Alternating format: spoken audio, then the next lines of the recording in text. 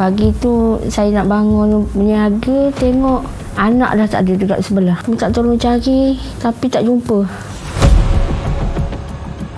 Bayangkan hilang seorang yang amat kita cinta namun tidak tahu di mana keberadaan mereka. Kita dah usaha cari Ain tu dekat mana. Ada yang kata bunian, ada yang kata orang ambil. Tuhan aja yang tahu rasa hati ni.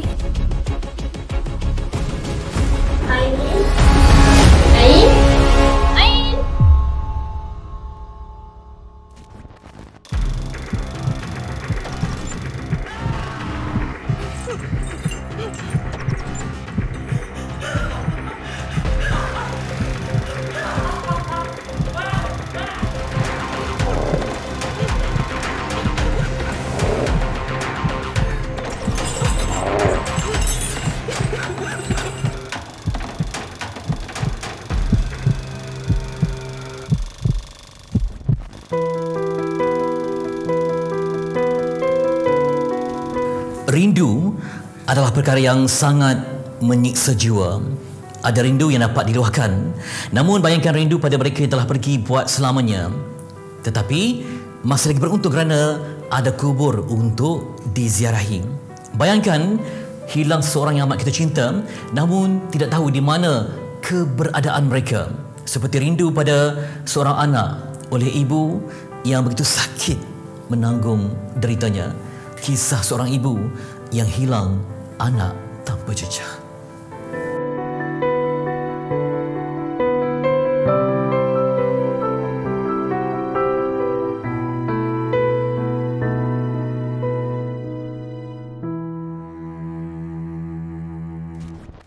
Baik, Puan Anita, jadi 2022, kalau Ain masih hidup umurnya ialah 18 tahun. Ya. Okey, jadi kalau kita dapat imbas kembali, bagaimana kekalutan ketika awal-awal Ain hilang dulu? Pagi tu saya nak bangun berniaga, tengok anak dah tak ada dekat sebelah. Tuhan je yang tahu macam mana. Rasanya masa tu tengok anak dah tak ada tu, cari depan belakang semua, bagi tahu jiran apa semua, minta tolong cari tapi tak jumpa. Tak jumpa sampai sekarang. Anak tidur di ruang tamu ke dalam bilik? Ruang tamu. Ruang tamu ramai-ramai. Ruang tamu. Jadi malam sebelum tu mungkin ada syok apa-apa ke? Tak ada? Tak ada. Tapi dia macam pelik sikit lah Ain tu. Masa tu saya masak, goreng ayam. Ingat lagi dia ambil ayam tu, dia makan dekat tepi pecah ais. Lepas tu saya cakap dengan dia, Ain curi ayam mak je. Dia sambil makan kepak ayam tu. Itu saya tak boleh lupa. Sampai sekarang saya tak boleh lupa dia makan tu di depan saya. Rupanya malam tu malam akhir. Hanya dengan dia.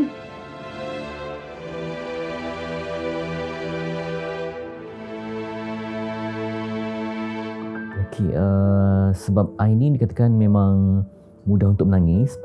Gambarnya pun banyak menangis kan? Jadi tak sedar langsung ada tangisan ke pagi tu? Tak ada. Dah puas cari satu taman, keluar taman apa. Tak ada jumpa dah. Pintu rumah? Pintu rumah depan belakang tutup. Tutup? Tak ada macam dicongkir ke apa ke. Tak ada.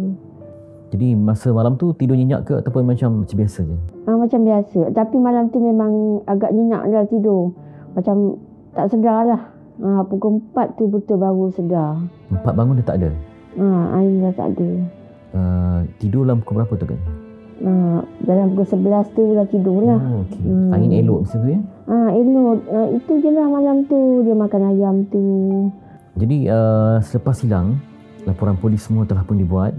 Ada yang berjumpa dengan pakar sama dalam bidang Islamik ke ataupun apa saja. Memang apa jawapan yang ditemui? Semuanya bercanggah lah. Ada yang kata bunian, ada yang kata orang ambil. Semuanya bercanggah. Kalau ikut laporan polis? Polis Bukit Aman datang bawa anjing pengesan apa, tapi sekerat jalan aja dia dapat hidup. Anjing tu. Lepas tu tak tahu hala ke mana. Kalau ikut jiran memang langsung tak tahu maklumat ni? Tak tahu. bercanggah-canggah lah, bercanggah-canggah. Kita nak percaya yang ke sini pun tak boleh sangat. Kita pun keliru macam tu. Ya, sebagai seorang ibu kan, yang anak bongsu, jadi macam mana Puan kuat ya pada peringkat awal tu? Ya. Anak kecil kan, anak bongsu yang suka menangis. Kalau hari hujan tu, ingatkan dia takut kalau hujan-hujan. Senja tu, ingat dia masa tu 3 tahun setengah. Dia tak tahu fikir apa-apa kan. Dia budak sangat lagi. Tak tahu apa, tak menyusul lagi masa tu, masa hilang tu. Tuhan aja yang tahu rasa hati ni. Kalau musim hujan tu tengok, ingatkan dia tu macam manalah air ni. Dia punya takut hujan tu. Dia makan ke, minum ke, pakai ke baju dia. Macam mana dia. Memang sentiasa ingat Fitri. Memang tak boleh lupa sampai sekarang. Pernah tak ada satu hari tu rasa yakin Ain akan sampai kembali? Sekarang tak pernah kata dia mati. Memang dalam hati ni kata dia hidup. Antara jauh dengan dekat. Itu ajalah. Pasti Tuhan ajalah yang tahu. Antara jauh dengan dekat dia tu.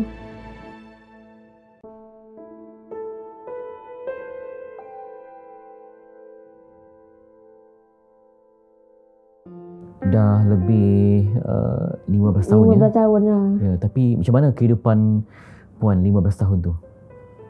Susah, rindu tu? Memang rindu. Tapi itulah yang dia cakap tadi. Tak pernah diluahkan aja dah. Tiap-tiap hari ingat. Tiap-tiap hari ingat. Makan ke dia. Sekolah ke dia. Memang ingat sangat Fitri.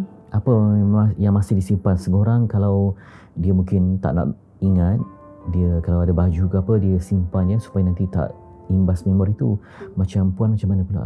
Boleh tengok gambar dia, boleh tengok baju dia. Kalau tengok tu rasa hilang lah rindu tu.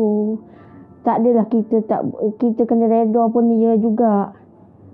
Lama-lama kena reda. Kalau kita tak reda, kita tak boleh tengok gambar dia pun tak boleh. Tengok baju dia pun tak boleh. Kita kena reda tu. Boleh tengok benda-benda tu. Kena kuat. Sebab gambar Ain ni ada banyak yang gambar dia menangis ya? Gambar dia menangis. Baju pun simpan sampai sekarang. Ada lagi. Ada sebagai seorang ibu, ada tak macam pernah dapat petunjuk ke mimpi ke? Sebab ibu ni kan naluri dia cukup dalam kan? Mungkin ada gambaran petunjuk ke yang pernah diterima? Ada.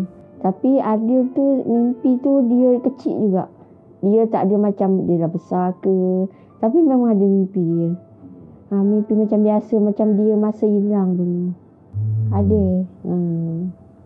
Apa yang dalam mimpi tu kau dapat ingat? Mimpi biasa lah. Tapi mimpi tu masa umur dia macam itu juga. Bukan masa dia dah konon macam dia dah besar ke. Tak ada.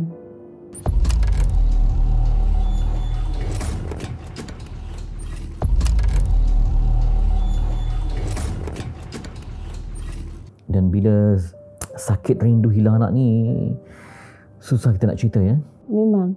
Lagi kalau mati tu ada kubur dia. Ini tak tahu mana hala tuju dia, mana pergi dia tu. Sentiasa berfikir. Kalau teringatkan dia tu Fitri, fikir. Dekat mana air ni. Memang ingat Fitri. Cuma tak diluahkan aja sekarang ni. Siapa yang sudi masih lagi mendengar cerita? Tak ada. Memang tak ada cerita dengan sebab dah lama kan.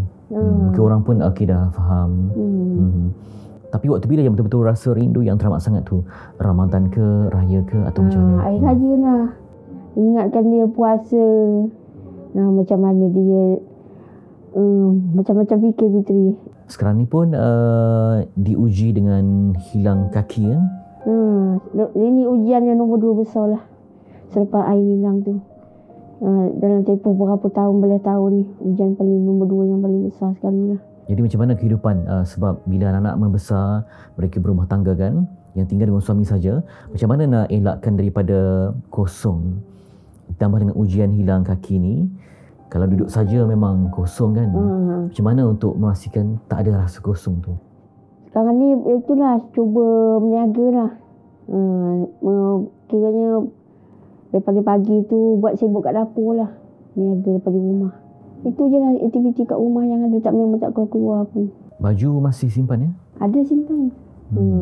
Baju Ain semua simpan. Dah berapa tahun ni? 15 tahun simpan 15 lagi. tahun.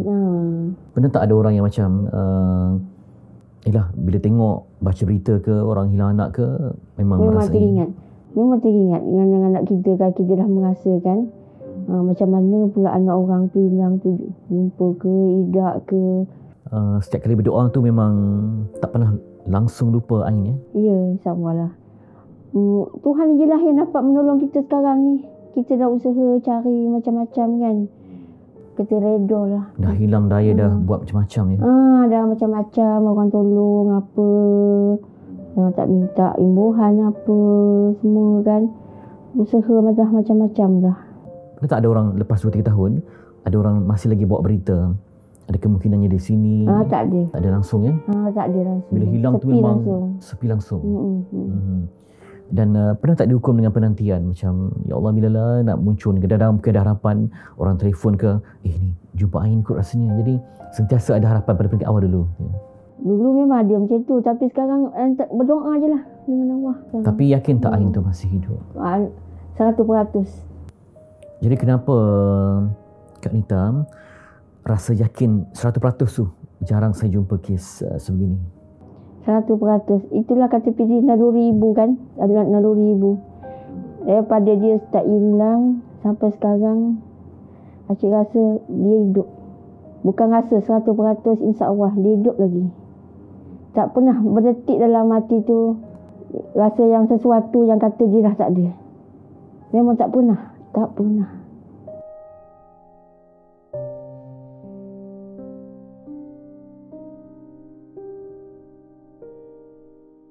Pernah tak bersembang dengan orang terdekat kata Ain hidup?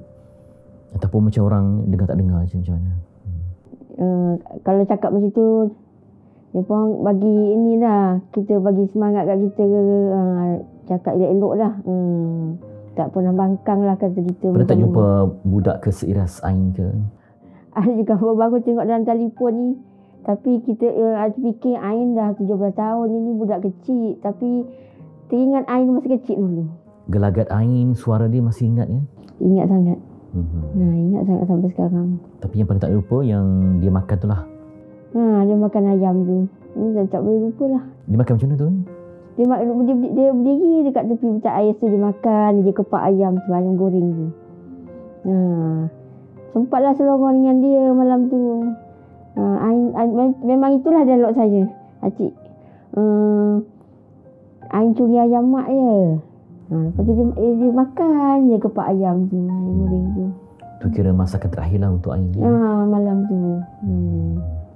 Jadi kalau hari ni memang kita kena usaha supaya tak ada kosong ya. Kalau kita duduk kosong, tak ada apa-apa, takut nanti apa-apa bisikan ke kan. Sebab kita bagi Muslim kena selalu berdoa macam tu. Zikir apa itulah. Macam-macam lah. Bila ada anak dah berkahwin, ada cucu semua, terubat tak sedikit? Ada cucu tu, dah sikit adalah hiburannya. Kadang-kadang cakap juga, kalau ada mak usu ni, macam tu lah. Kalau dia dah sakit macam mana? Kalau ada Ain dah jaga mak ni. Ada yang wongsu. Selain seorang ibu, siapa lagi yang betul-betul ingat Ain ni? Semualah adik-beradik ingat, ayah dia pun ingat, semua ingat. Tapi tak ada langsung tanda-tanda ya? Tak ada. Sepi langsung. Sepi langsung macam tu. Tak memang ada. hilang terus ya? Lepas tak ada usaha cari tu memang tak ada petunjuk apa-apa pun.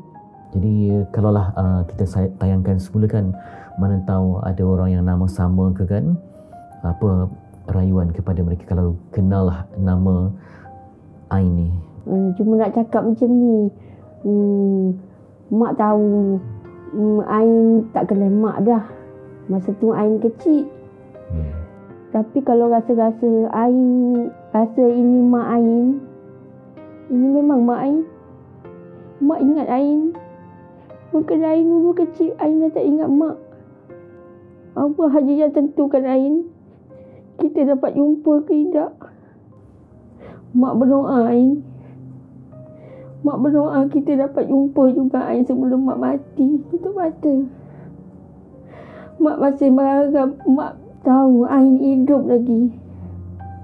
Cuma kita tak tahu, mak tak tahu Ain jauh ke dekat. Kalau Ain tengok mak merasa ini mak Ain jadilah mak.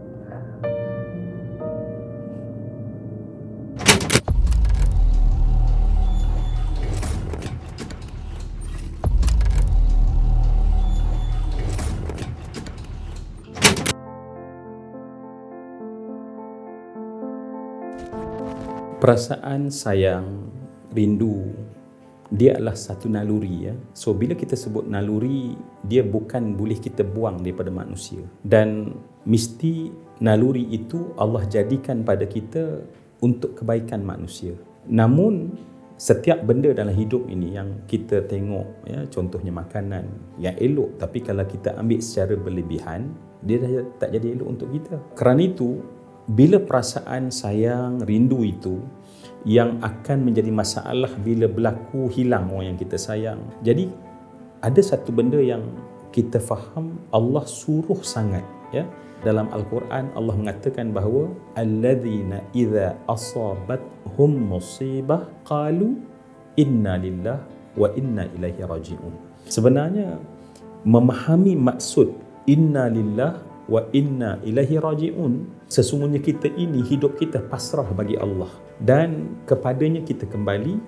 Dia sebenarnya adalah rawatan paling baik dalam hati seorang manusia. Kerana siapa yang mematikan orang yang kita sayang?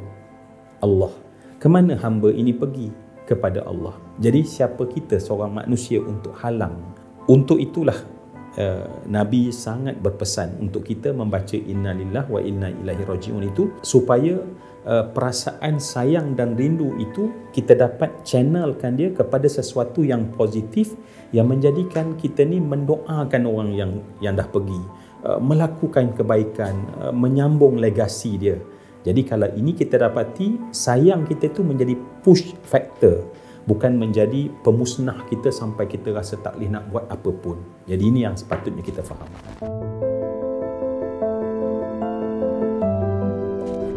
Bila kita bersedih, kita kena ingat satu benda yang penting sangat sebenarnya. Kita ni ada musuh, dan musuh tu ialah syaitan. Ya, sebab tu kita baca Quran pun Allah kata fasta'iz billah minasyaitanir rajim.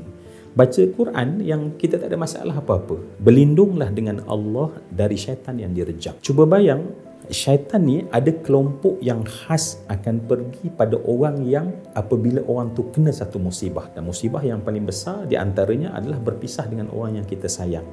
Jadi ketika kita sedar kita dalam musibah, dan sebenarnya yang tadi innalillah itu juga sebenarnya kalau kita duk hayati, kita sebut berulang-ulang kali, sebab kita biasa sebut sekali je ya, orang tu meninggal, innalillah wa inna ilaihi raji'un. Dia sebenarnya zikir yang kita kena baca.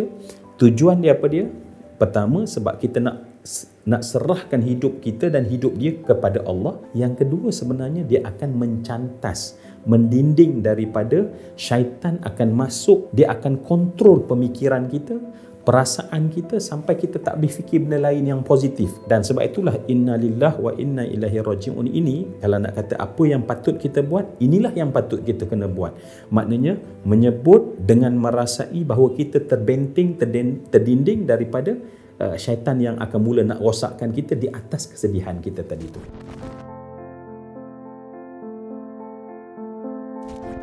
Sebenarnya manusia ni dinamakan insan tu bukan saja-saja bagi nama. Sebab kita kena mengeksploitasi sifat insan manusia itu. Sebab insan tu maksud pelupa. Dan apabila terutamanya kita kena musibah, ya, takut ingat benda ini tak buat baik, rasa bersalah, perasaan-perasaan itu bukan bagus untuk kita. Dan kita kena masuk kepada bagaimana kita menggunakan untuk melupakan diri kita sendiri. Psikologi memberitahu bahawa minda manusia ini memang dicipta dan dibuat untuk melupakan benda-benda yang patut kita lupakan. Cuma problem tadi ialah kita duk refresh yang akhirnya dia akan tajamkan perasaan, lukakan emosi kita. Kadang-kadang pada rakan-rakan yang mungkin dia ingat rasa bersalah, rasa sedih, rasa pilu ni, dia kena buat, orang kata alihkan kita punya pemikiran kita. Contoh, katalah kita teringat, kita tak dapat nak buat baik, tapi kita tak sempat nak buat, rasa bersalah, rasa berdosa. Sebarang rasa perasaan, memori itu datang saja, shift dengan baca Fatihah. Sebab kita tak boleh nak kata jangan ingat, dia akan ingat. Tetapi minda kita boleh kita trikkan dia dengan alihkan dia dengan satu benda yang kita fokuskan. Dan saya buat ramai rakan-rakan yang dia tak boleh nak pergi ke depan, saya kata buat benda simple je. Bila tiba-tiba terasa nak ingat, bismillahirrahmanirrahim, alhamdulillah, dan dia lakukan, dan dia sangat work, dan itu sesuai dan selari dengan sebenarnya apa yang psikologis bagi tahu tentang bagaimana kita nak hilangkan perasaan itu. Sebab bila perasaan tu hilang, rasa bersalah tu hilang, sebab dia datang sendiri dengan memori tersebut tak sepatutnya kita kekalkan. Jadi insya-Allah dengan tu kita akan dapat kebaikan.